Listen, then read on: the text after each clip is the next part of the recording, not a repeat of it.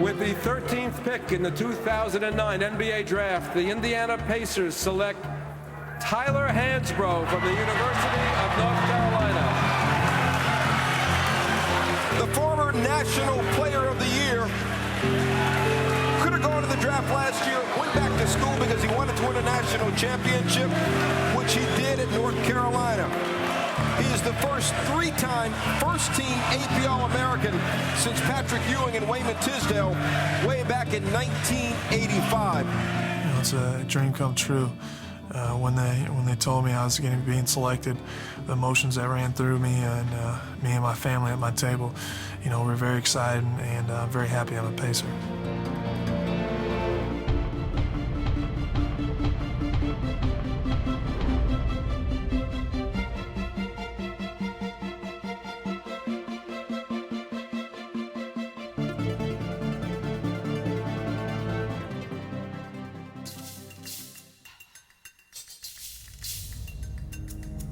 Kyle Lowry will not play tonight, will sit out his third straight game as the Raptors try to get a win at home against the Cleveland Cavaliers. Sherm, been tough sledding for the Raptors since the All-Star break at 2-5, missing their leader. It's going to be a challenge tonight. I like them. They have the coach's personality. They have Lowry's attitude. So this team is made to play in the playoffs. You can tell they play old school ball. That's why I like it. It's rough, tough, and tumble. Bring it on, and that's the way you have to play the game. That's the way I was taught to play the game, so I love it. 91-87, Vasquez across the timeline. On a crossover now behind the back. Swings it over T. Ross. One time. Terrence Ross connects. Here's Lou from the Sioux. First lead since it was 10-9. Clock down. T. Ross lets it fly. Let it fly. T. Ross. Let it fly.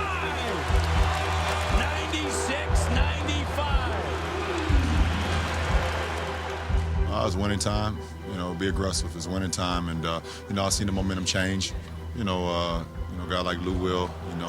Once you see the ball go in from the free throw line, that definitely helps out his ability to shoot the ball. But I seen the momentum change, and I knew I was going to sit the start of the fourth because I had played the whole third. So, just have my mindset ready for when I go back in, just to do whatever I had to do to help us win. Raptors 4-4 from 3 in the quarter. Irving, here's James, puts it on the floor, driving right to the rim. That was a freight train. Well, I understand at what point the season we're in, and how important every game is, and understanding that our process is a lot different from a lot of other teams because we're a first-year unit. So it starts with me, and I have to be locked in from the time I walk into the arena, and just try to make plays and help our team win. 4 on the clock. Ross guarding James. Jab step. James, a 3. My, oh, my. That was excellent defense by Terrence Ross. Well, every team makes a run, and you got to be able to withstand it and be resilient. And I think tonight was another moment for our team. We need those. Going down the stretch run in the regular season, we need those moments where it's good, it's great, then it's not so great. And it's how you come back from those moments, those adverse moments, and it defines what the team you are or you could be. So, to be able to come out with a win in a building that's very electric. They played well in the second half, and for us to close out the game like we did was a good thing. The way you guys fought back from 19 down is the way we got to play the rest of the year. All right? There's no moral victories in this league, but I love the way you guys fought your ass back, put yourselves back in the game. You took the lead twice, all right, and this is a great thing. But again, we got to do that for a longer period of time, and you had it in you.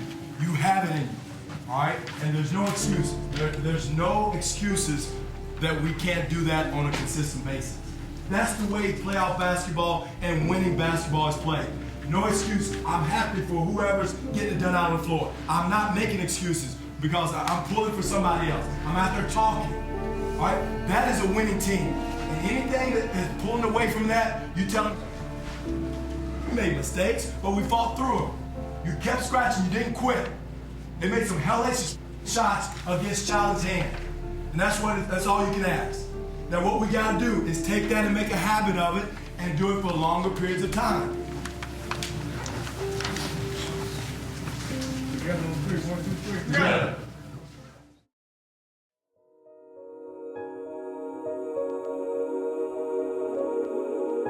Man, I always love North Carolina, man. The weather's always nice here. You know, great people, great atmosphere. So, you know, it's always good to come back. And I know I got a good little team support every time I come back around here. But at least back when I was in college, Wake Forest and North Carolina State, Duke, like that Tobacco Road area was good basketball. And then every now and again you came down here and played UNC Charlotte where they played good ball. So, you know, to us it was just like where basketball, the biggest basketball rivalries is. Yeah, it means a lot. You know, I spent a lot of time in Chapel Hill. My family moved there. You know, it's very close. You know, some of my best friends,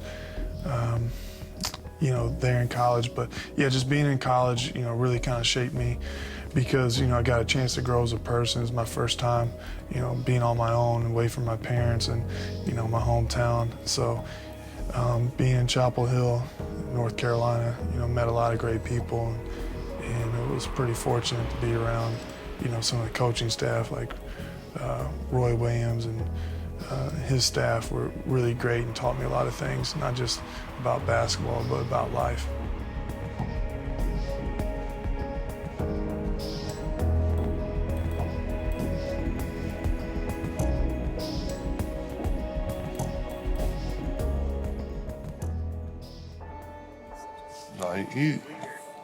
I mean, I haven't forgotten. He was the player of the decade. I think he's the greatest college player in NCAA history in terms of stats, winning, and stuff like that. So, but he doesn't like to talk about that. You know, you talk to him, ask him about the 30 for 30. I convinced him he was having. Sometimes you know, who you were, and you know, ultimately, you know, what you can do may not fit, you know, the team that you're with. You know, and he's a guy that's got all kind of, you know, records and things from college, but you know, sometimes it just, you know, you got to change, you have to adjust.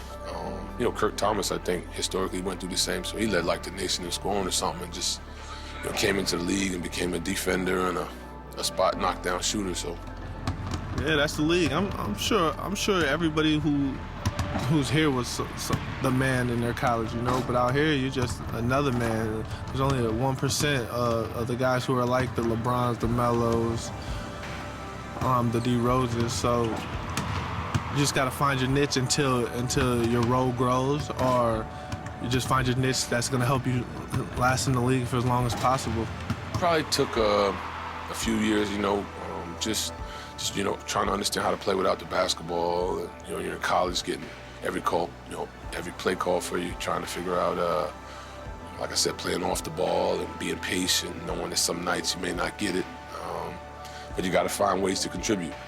Yeah, I mean, I think it is a little difficult, you know, coming in when you know, the main focus, everything, but just trying to find your niche, you know, for each team, you know, trying to, you know, when you get your chance to come into the game, you know, impact it in a positive way. You know, what can I do to, you know, help our team win tonight? You know, could change, you know, could be getting a loose ball, you know, playing tough defense, or, you know, rebounding, you know, some of the things I've been trying to focus on this year.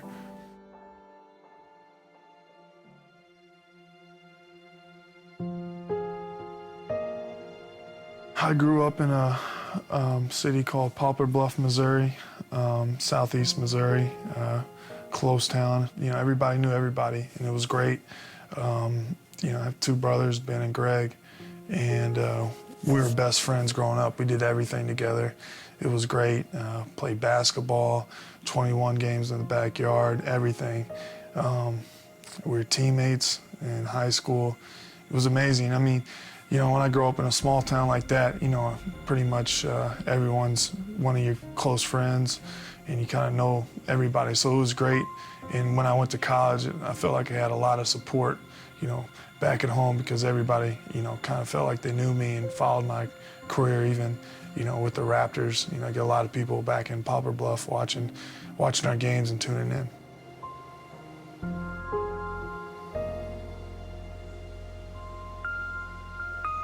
Greg's been one of my biggest inspirations, my older brother, especially going through what he did. When at an early age he was diagnosed with a brain tumor and wasn't given much of a chance early on, and he fought through it.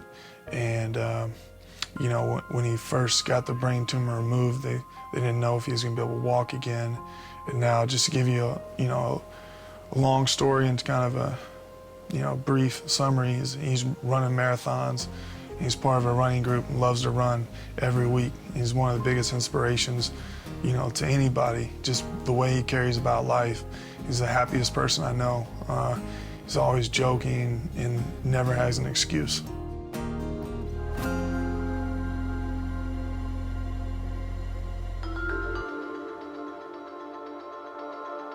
Tough, plays hard, comes to work every day, does what he's asked to do, even when may not be playing or whatever. He's still going to be a good guy and be ready to go when his number's called. He was a great teammate. I loved him. Gooch is one of my favorite players. Played against him in college.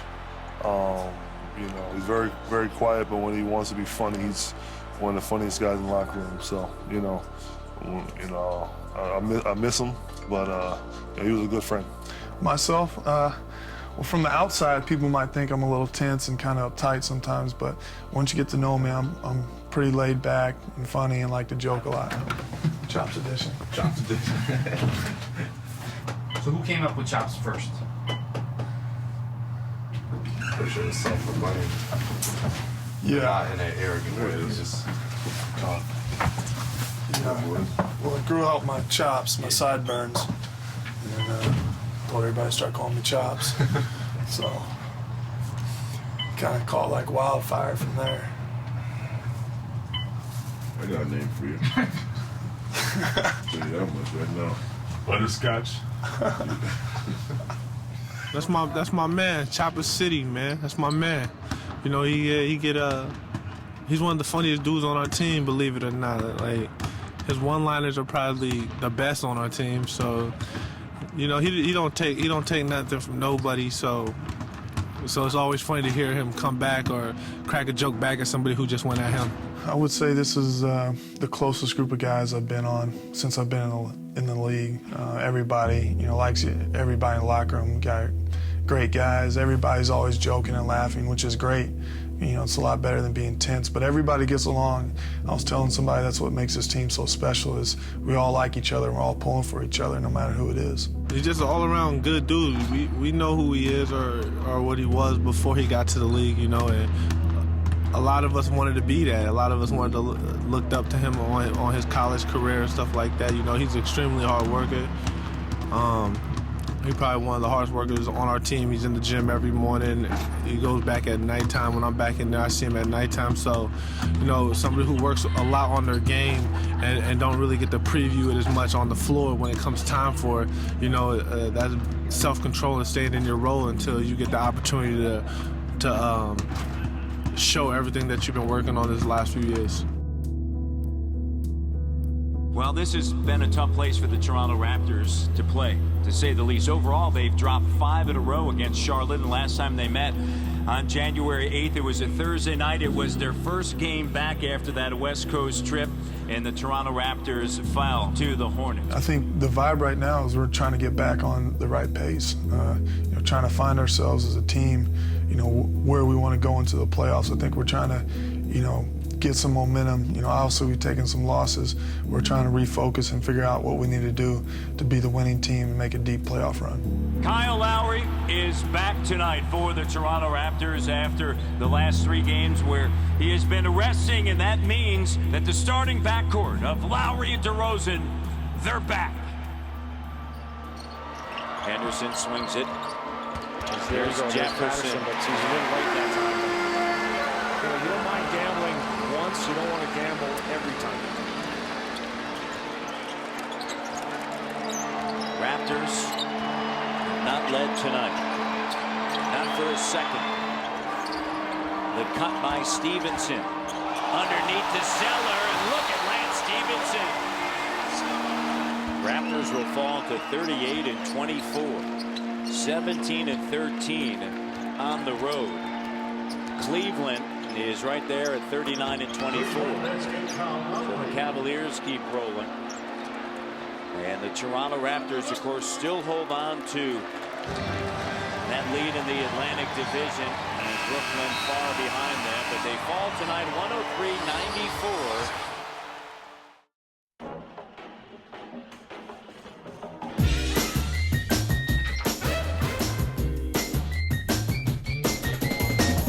You believe in ghosts? No. Well, maybe, you know what I mean? No. Yeah, I do. I believe they're spirits. There's good spirits and bad spirits. As long as nothing touches me, middle of the night, I'll be fine. Any noise going on, I'll probably sleep through it. I wouldn't go see like the movie Paranoia Activity or anything like that, because I just don't need that type of energy and vibe on my conscience. But yeah, I believe it. You know what I mean? I'm like the Ghostbusters, man. I ain't afraid of no ghosts. Case probably a little scared. Probably Lou. Yeah, I believe in ghosts. Yeah, I believe in ghosts. She said, "You got a minute? I want to tell you something." So what's up? She said, "Your grandmother's trying to communicate." She said, "She sees that you're going through some rough times, and she's with you, like she's protecting you. She's protecting you. Like you've been making a lot of bad decisions. She's protecting you from getting in some trouble you can't get yourself out of." And she was like, "Oh, and by the way, she don't want you to come visit her at her grave. She's with you in the house." She was like, "So to keep her energy in the house, buy some white candles and some white flowers." So I practice loops. You put your practice loop on the door, and when I go to hotels, I make it a habit to lock my door, put the latch on. Just to be cautious. It's always been a habit of mine. So we had got in late, and we were gonna have an early practice, and so the practice loops, our equipment guy was telling us he's gonna put the loops on our door or whatever. And so late at night, I got up to use the bathroom at like 2 or 3 in the morning, and I was walking to the bathroom, and my practice loop was on the inside of my door, hanging on the door, but on the inside, with the latch on, still on my door, and everything. And so ever since then, I don't stay at the Fister and I don't stay at the Skirvins.